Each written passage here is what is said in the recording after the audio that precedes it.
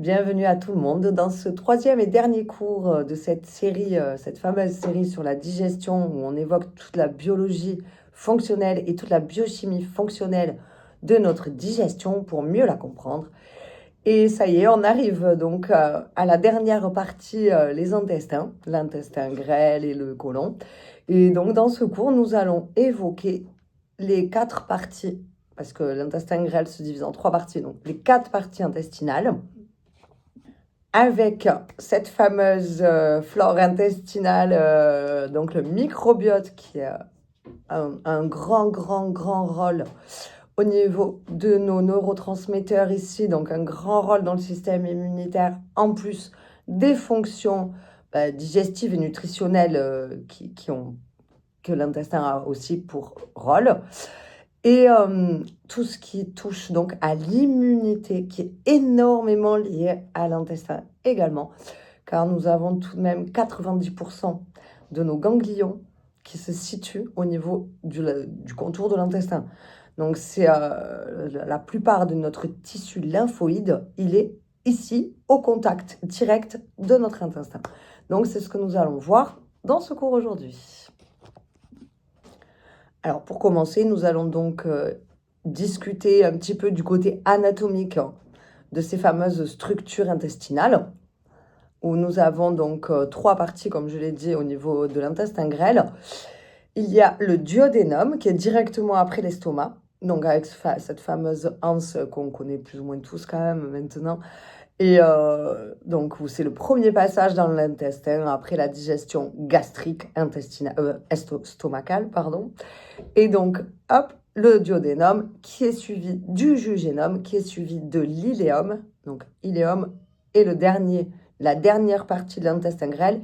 Et nous arrivons au côlon, qui est le gros intestin, avant d'atteindre l'anus, qui est le dernier sphincter du système digestif. C'est un sphincter aussi.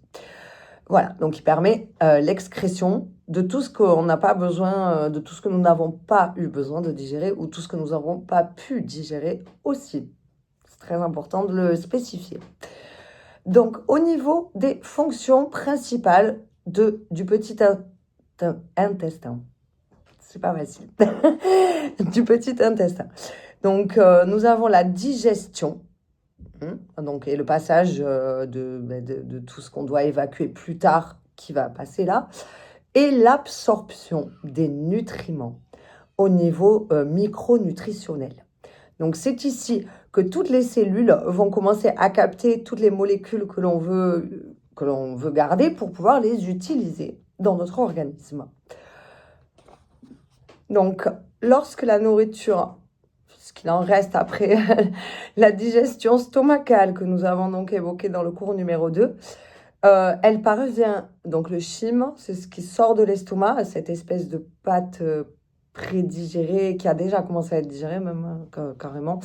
Donc elle parvient au niveau du petit intestin et il opère toujours ces fameuses contractions musculaires qui permettent donc encore une fois de mélanger donc ce chyme avec d'autres sucs digestifs, mais du coup intestinaux cette fois, et également les contractions qui permettent le passage, l'évolution de chemin jusqu'à descendre jusqu'au bout. Et tout au long, vraiment tout au long de l'intestin, il travaille avec les cellules. À chaque passage, dans toutes les petites microvillosités que l'on a, il opère des réactions chimiques, des réactions enzymatiques incessamment. Vraiment, ça travaille à fond. Voilà.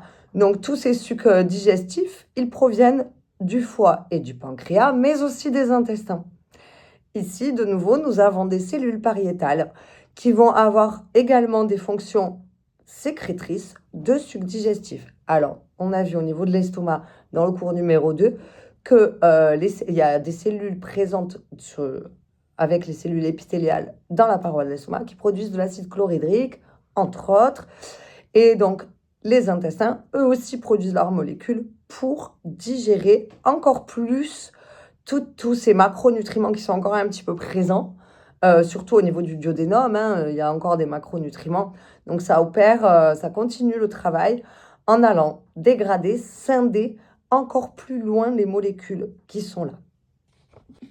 Au niveau des macronutriments que l'on peut trouver encore dans ce chyme qui arrive dans le duodénum, nous avons des glucides, des lipides, des protéines, évidemment, hein, donc que nous allons continuer de scinder, j'allais dire de dégrader, oui, de dégrader en molécules utilisables que les cellules plus tard, plus loin dans l'intestin vont pouvoir absorber.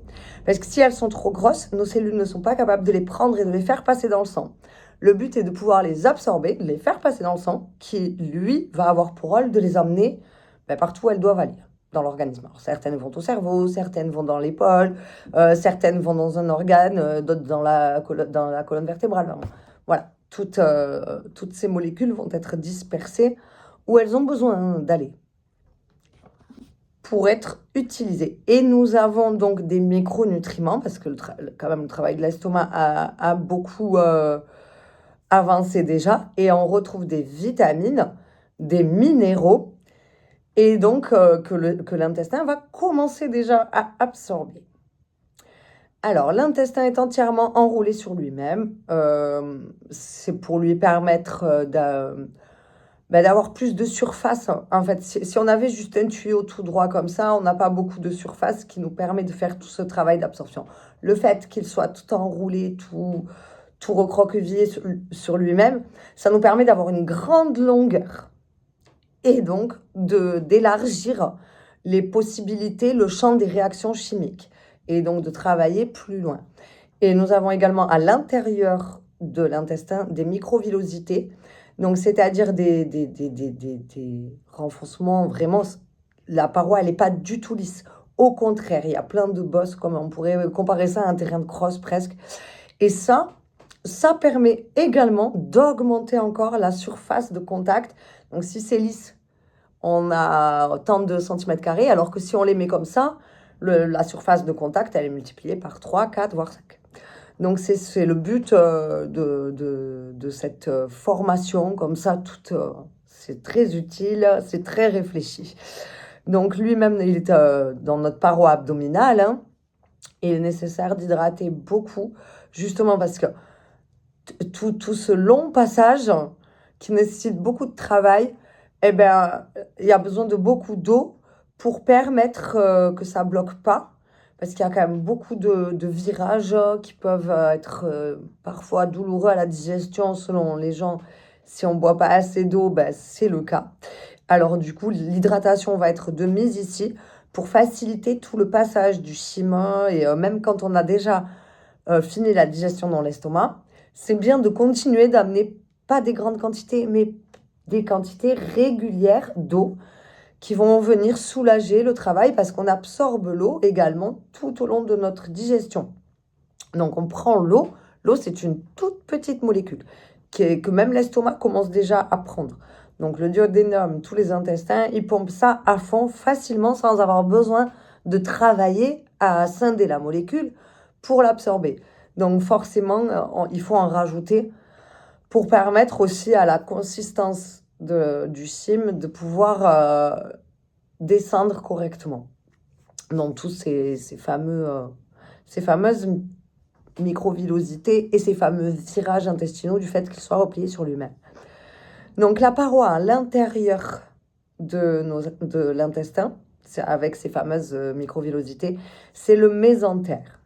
Le mésentère, donc c'est cette fameuse membrane ici, qui comme à l'intérieur de l'estomac, qui tapisse pour protéger et travailler les deux, évidemment. Donc les trois parties sont, comme je vous l'ai expliqué, le duodénum, qui relie l'estomac au petit intestin. Alors ici, il y a beaucoup d'enzymes du foie et du pancréas hein, qui sont présentes dans cette partie-là. Nous avons ensuite le jujénum, qui est l'endroit où se produit la digestion et l'absorption des nutriments. Ici, il y a beaucoup d'absorption. L'absorption, c'est là où elle prend le dessus, on va dire, entre guillemets, dans la fonction. Donc, elle devient fonction numéro 1, absorption nutritionnelle, et on continue évidemment le travail. Et ensuite, nous avons l'iléon, qui lui a pour rôle de déverser tout ce qui est digéré ici, après l'absorption des micronutriments par le jujénum. L'iléon, lui, va déverser ce qu'il reste dans le gros intestin. Voilà, pour la suite. Donc, on a 4 couches. Donc, la première, le mésentère, mais il y a 4 couches en tout sur celle qui constitue notre fameuse paroi intestinale. Alors, la surface la plus interne permet donc le contact optimal, comme je vous ai expliqué, pour augmenter, multiplier l'absorption, voilà, à fond. On prend tout ce qu'on peut, tant qu'on peut, on prend tout, quoi. Ensuite, nous avons en dessous de ça une sous-muqueuse faite de tissu conjonctif qui est très irrigué en vaisseaux sanguins et en vaisseaux lymphatiques. Parce que, évidemment, on a un gros risque au niveau de tout ce qui est microbien, donc il faut protéger. On a un passage dans le sang qui se fait ici. Donc, évidemment, on met beaucoup d'immunité à cet endroit-là. Donc, au niveau déjà de la paroi intestinale, on a toute cette sous-couche de tissu conjonctif qui est hyper irriguée en vaisseaux sanguins, vaisseaux lymphatiques qui vont amener ici toutes les cellules de l'immunité.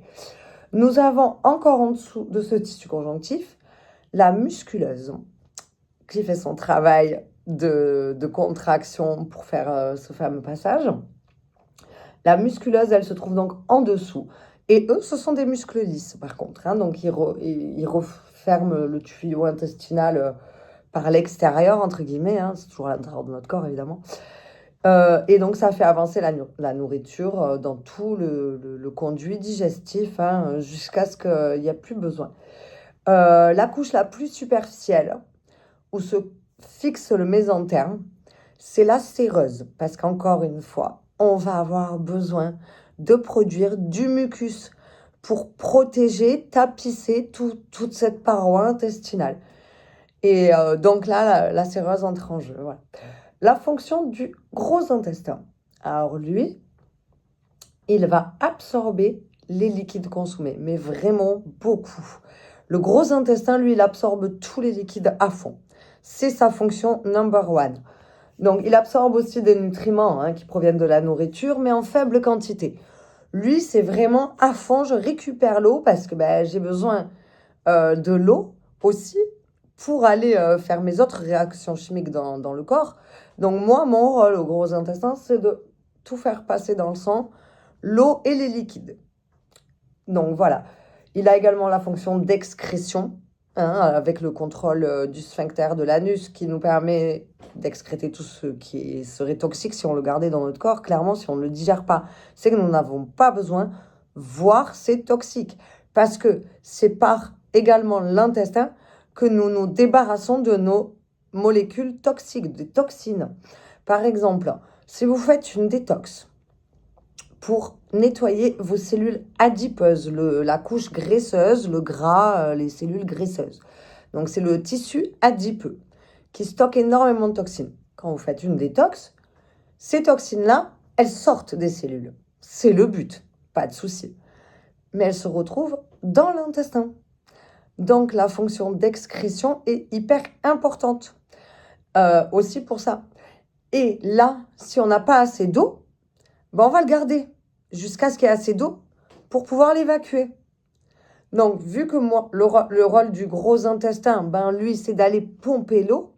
Si on n'en amène pas, ça va stagner avant l'excrétion. Et c'est pas du tout le but, puisqu'ici, on a beaucoup de toxines et que, comme je vous l'ai expliqué, même s'il n'y en a pas beaucoup, il y a quand même des fonctions d'absorption qui ont lieu dans ce fameux gros intestin. Donc, après, les selles se forment à cet endroit-là, elles sont emmagasinées, puis évacuées.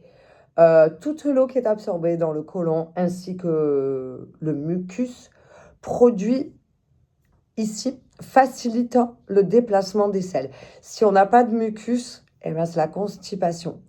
Donc, les fibres sont nécessaires à l'évacuation. On en a énormément besoin, ça aide vraiment le transit.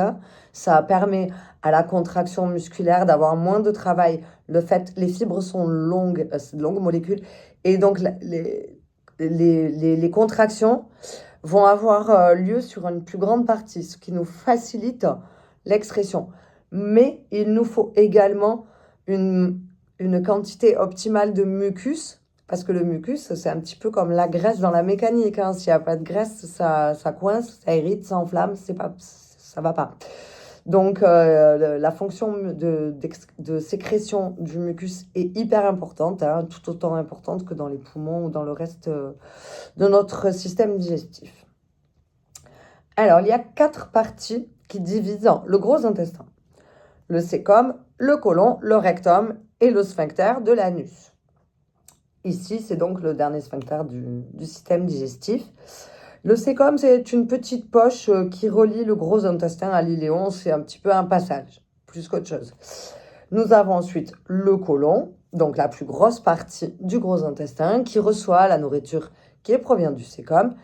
Ici se produit de l'absorption au niveau de l'eau énormément, comme je vous l'ai dit. C'est donc ici, dans cette partie du côlon, qu'on va absorber les liquides. Si on est déshydraté, c'est là qu'on va aller chercher.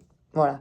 Donc, et les nutriments, la nourriture, ici se transforme en sel. Et donc, il y a le côlon ascendant, transverse et descendant avant de passer au côlon sigmoïde. Bon, c'est un petit peu des termes scientifiques. Et ensuite, nous passons donc à l'excrétion par l'anus. Si vous avez des soucis un petit peu digestifs, il peut être intéressant d'utiliser l'échelle de Bristol qui vous permettra de savoir quel genre de digestion vous avez. L'échelle de Bristol, c'est vous tapez ça sur Internet et vous allez très très vite trouver donc ce fameux petit tableau qui vous permettra de déterminer par rapport à la consistance de vos selles le type de digestion que vous avez. Est-ce qu'elle est trop rapide, trop lente? Est-ce que, enfin, si éventuellement certains petits soucis, ça peut vraiment vous aider à déterminer, même si vous êtes thérapeute avec vos patients, c'est très intéressant de leur faire connaître, si vous leur faites des suivis nutritionnels, de leur faire connaître cette fameuse petite échelle qui va vraiment aider à déterminer le type de digestion de la personne. Encore une fois, on est tous différents, donc voilà, ça aide énormément. Elle est pas mal faite, cette petite échelle-là. Donc, il y en a 7. Hein. Il y a 7 consistances à évaluer. Et donc, c'est l'échelle de Bristol que vous trouvez facilement partout sur Internet. Nous allons passer au sujet de l'immunité intestinale, qui n'est pas des moindres, et des neurotransmetteurs. Donc, cette fameuse deuxième grande fonctionnalité biochimique que les intestins ont, en plus de la digestion, nous avons donc un rôle immunitaire accru et toute cette fonction neuronale qui est là. Et c'est pas pour rien qu'on dit que l'intestin, c'est le premier cerveau. Donc, dans notre intestin, nous avons une grande fonction neuronale du fait de la production de neurotransmetteurs. Donc, nous connaissons tous aujourd'hui la sérotonine, cette fameuse sérotonine que l'on produit dans notre cerveau. Donc, cette fameuse hormone du bonheur, hein, comme on dit. Et il y a une production de la sérotonine ailleurs que dans le cerveau, qui se fait également dans l'intestin. Donc, non seulement il y a des neurotransmetteurs pour venir, donc, surtout au niveau musculaire, hein, qui sont produits là, donc l'acétylcholine, etc. Toutes ces petites molécules qui viennent agir dans les synapses interneuroniques sont produites dans l'intestin, mais également de la sérotonine qui va être amenée via la voie sanguine dans le cerveau. Donc, c'est très important de prendre soin de sa digestion parce qu'il y a vraiment un appel du cerveau à savoir comment ça se passe en bas. Parce que si le cerveau ne reçoit pas cette fameuse sérotonine intestinale, alors il ne va pas produire, lui, sa sérotonine correcte, la dopamine, etc. et toutes ces fameuses hormones du bonheur et de la joie. Donc, ça entre en jeu dans nos émotions, la digestion. Mais vraiment, plus. Donc, s'il y a des soucis au niveau émotionnel, des fois, il peut s'agir d'un besoin de rééquilibrer ici tout ça. Donc, j'y viens après avec la flore intestinale. Hein. Car justement, cette bonne production, ce bon fonctionnement de production dépend également de l'immunité. Et ici, une fois de plus, notre première immunité, eh bien, c'est le microbiote, soit la flore microbienne intestinale. C'est-à-dire que toutes les petites bactéries, notre flore commensale, de toute cette paroi à l'intérieur de l'intestin, vient entrer en jeu dans la digestion, puisque, par exemple, la chlorophylle, donc ce sont des petites bactéries de notre intestin qui scindent la molécule pour que nous puissions la digérer. Si nous n'avions pas ces bactéries-là, nous ne serions pas capables d'absorber la chlorophylle en soi. C'est vraiment, littéralement, un point sur la digestion, mais également, c'est comme j'avais expliqué pour la bouche dans le premier cours, le cours numéro 1, ces fameuses familles qui constituent les familles de bactéries, virus, etc., qui constituent notre flore commensale à l'intérieur de l'intestin. Donc, si ces familles sont déséquilibrées, alors l'absorption intestinale va changer, mais la production de nos neurotransmetteurs aussi. C'est-à-dire, si on n'absorbe pas les bonnes molécules, on ne produit pas non plus les bonnes molécules. Voilà, quelque part, c'est logique quand on le dit comme ça. Donc, si quelqu'un mange énormément de produits industriels, par exemple, il y a beaucoup de toxines à éliminer, l'absorption va mal se faire parce que notre flore intestinale, elle va être déséquilibrée par ces toxines qui vont attaquer certaines familles, mais pas d'autres, ce qui laisse la place aux familles qui ne sont pas attaquées à se développer plus qu'elles ne devraient, puisque tout est question d'équilibre une fois de plus. Et de ce fait, il y a des endroits où il y a moins de flore intestinale, et donc les molécules elles vont passer, elles vont pas être absorbées correctement. Il y a des toxines qui vont être absorbées à la place de nos nutriments parce qu'il y en a beaucoup et que l'intestin ne sait plus quoi en faire, donc il va en enlever à la manière qu'il a, lui, de travailler, qui est absorbé. Donc, c'est sa manière de travailler, il n'a pas le choix.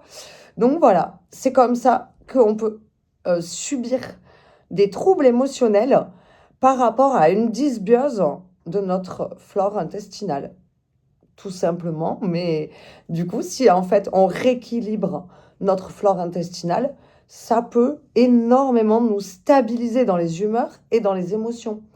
Parce que ici, c'est les probiotiques. Si on prend des probiotiques, ça va remettre les familles en bonne quantité, en bon équilibre. Et les bonnes familles aux bons endroits, du coup. Et de ce fait-là, la production des neurotransmetteurs va se relancer parce que l'intestin va pouvoir travailler correctement. Et en étant soutenu par tout ce travail de cette flore microbienne-là. Alors, il y a une chose ici, c'est l'appendice. J'en ai pas encore parlé. Alors, l'appendice, il y a beaucoup de gens qui se disent, on ne sait pas à quoi ça sert. Eh bien, si, on sait à quoi ça sert. L'appendice, en fait, donc c'est un tout petit morceau, mais vraiment tout petit. Enfin, quand il est en bonne santé, pas enflammé, comme pour les appendicites, et c'est un tout petit morceau, c'est une petite poche qui est présente à un endroit dans l'intestin. Et en fait, cette petite poche, on pourrait assimiler ça à une pépinière de bonnes bactéries. C'est-à-dire que ici, c'est une réserve, une petite poche de réserve. Si il y a un problème dans l'intestin, cette petite poche, elle va expulser sa réserve avant d'en produire de nouveau.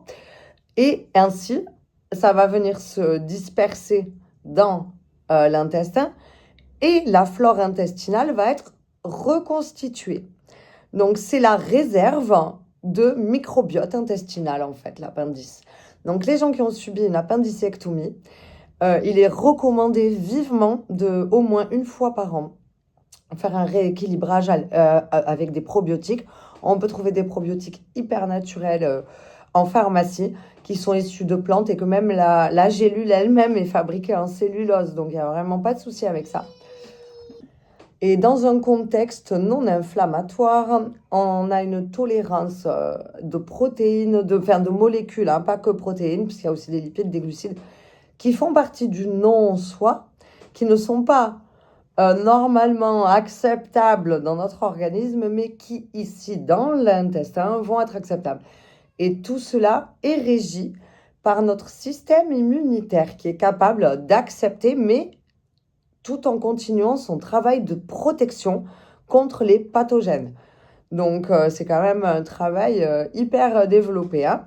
Donc, si vous avez déjà écouté le cours bonus sur le foie, c'est le même principe, hein. Ici, c'est on accepte, on tolère certaines molécules selon l'endroit où elles sont. Et si elles se déplacent à d'autres endroits, là, par contre, non, on n'accepte pas et on les emmène ailleurs.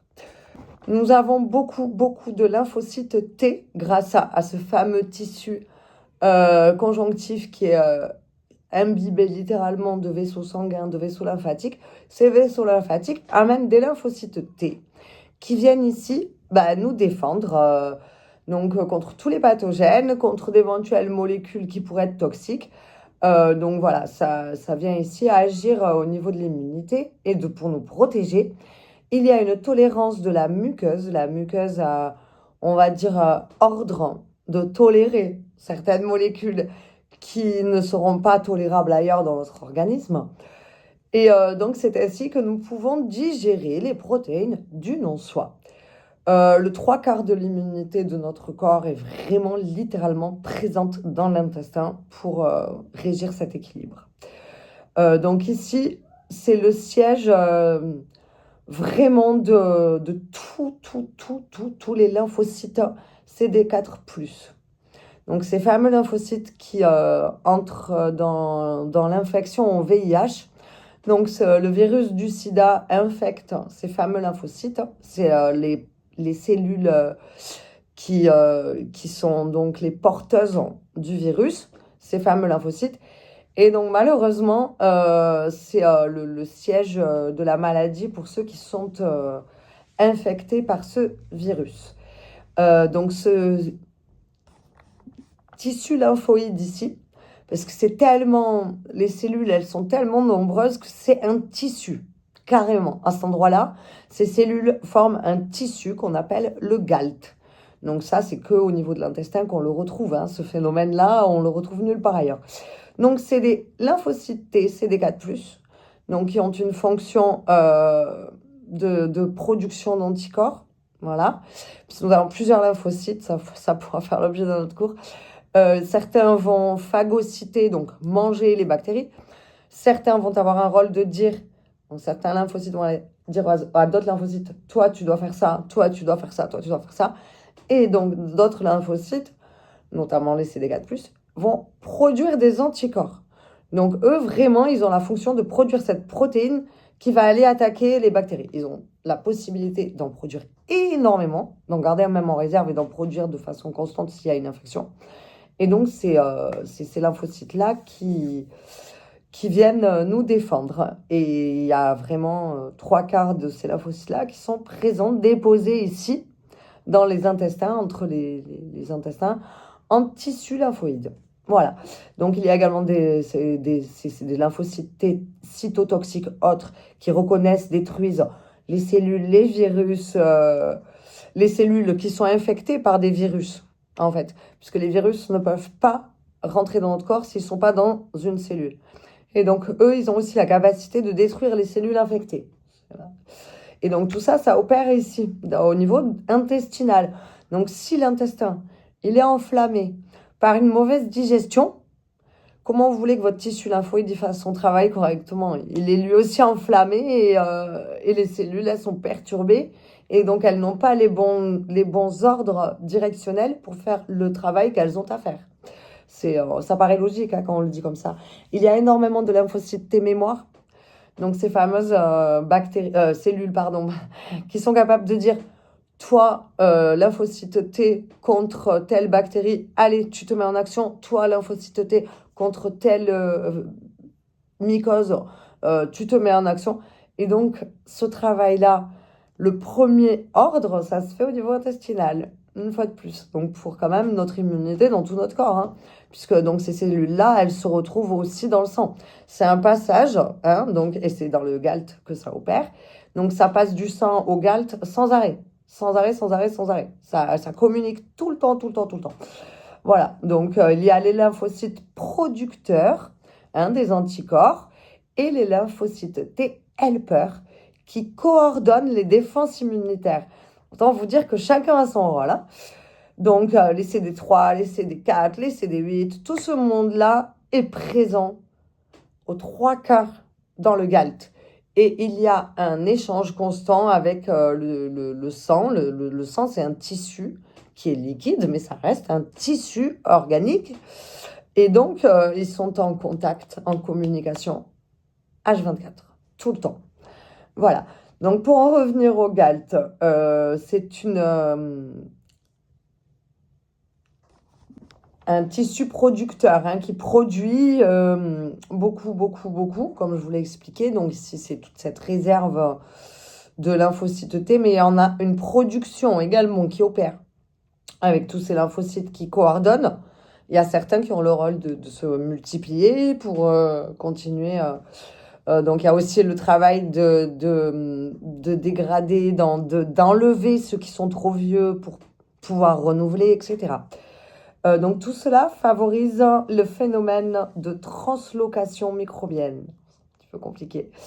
Donc, c'est en fait, tout ça pour dire en fait que toutes ces plaques, elles sont conditionner leur bon fonctionnement, leur bonne santé est vraiment, vraiment conditionné par l'alimentation. En premier lieu, une fois de plus, c'est pas pour rien qu'on a depuis des milliers d'années dit que l'alimentation est la première médecine, que voilà, hein, de toute façon même un médicament, on doit le manger 3 quarts du temps.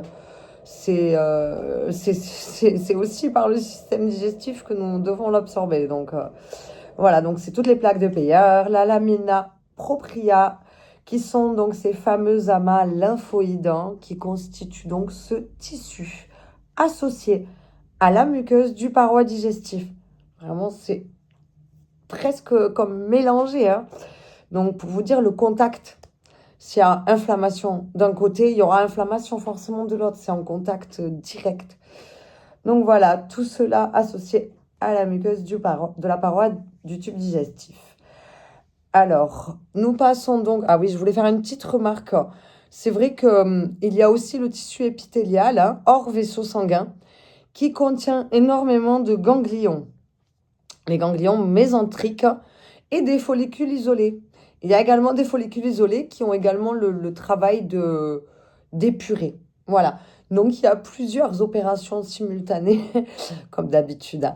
Le simple, donc ici, voilà, les produits non raffinés vont venir déséquilibrer tout ça, l'importance de la nutrition. Et donc, ce fameux microbiote intestinal, comme je vous disais tout à l'heure, est déterminant pour la production de nos neurotransmetteurs, mais surtout pour lesquels nous produisons. Alors, ok, c'est bien beau, ça fait 2-3 fois que je vous donne cette info, mais concrètement, qu'est-ce qu'il faut faire? Alors, ici, ce qui nous sert à fabriquer les neurotransmetteurs, ce sont les acides aminés. Les acides aminés, c'est les plus petites molécules qui servent à fabriquer les protéines. Les protéines sont des réserves de molécules finalement. C'est une grosse molécule, ok, mais qui est partageable, que l'on peut scinder grâce à tout ce travail enzymatique, en toutes petites molécules, qui sont donc les acides aminés, et qui sont la base de fabrication, avec du calcium aussi, entre autres, du potassium, du calcium, magnésium aussi. C'est pour ça que le magnésium est très important. Et donc, ces fameux acides aminés, on va les utiliser pour fabriquer les neurotransmetteurs. Donc ici, si les acides aminés qui sont amenés par l'alimentation, ils sont de mauvaise qualité, c'est dû à peu près, c'est-à-dire qu'il y a plein d'acides aminés, et il y en a certains qui se ressemblent beaucoup, et que l'on peut prendre pour d'autres. Et c'est là qu'on va fabriquer des mauvaises choses. Donc c'est ici très important d'ingérer des acides aminés qui sont naturels, parce que s'ils ont été raffinés, comme des farines raffinées, des sucres raffinés, La molécule a été travaillée en laboratoire et donc il y a des impacts sur la qualité de ces acides aminés-là. Et de fait, il va y avoir un impact sur les neurotransmetteurs que l'on fabrique, puisque c'est avec ça qu'on les fabrique. J'ai aussi évoqué tout à l'heure la cellulose. Effectivement, la cellulose, nous ne la digérons pas, nous, en vrai. C'est des bactéries, c'est même pas nos enzymes, hein, c'est vraiment notre microbiote ici qui va scinder les molécules afin de pouvoir permettre l'absorption intestinale de ces plus petites molécules. Sachez que la chlorophylle, que l'on trouve donc énormément dans les salades, feuilles vertes, les choux, tous les herbes aromatiques, etc. Ici, c'est la base en fait de fabrication de l'hémoglobine. La cellulose est très très proche de l'hémoglobine, ce qui signifie que si on amène beaucoup de cellulose dans notre alimentation, donc si nous mangeons beaucoup végétal, nous allons avoir très peu de travail à faire pour fabriquer notre hémoglobine. Ce qui signifie qu'en mangeant végétal, on permet à notre moelle osseuse de fabriquer rapidement, sans avoir à aller puiser dans les réserves, les globules rouges, puisque les globules rouges sont la réserve d'hémoglobine. Donc ça va loin l'alimentation, hein. Voilà quoi, même dans notre moelle osseuse, on, on a l'impact quoi.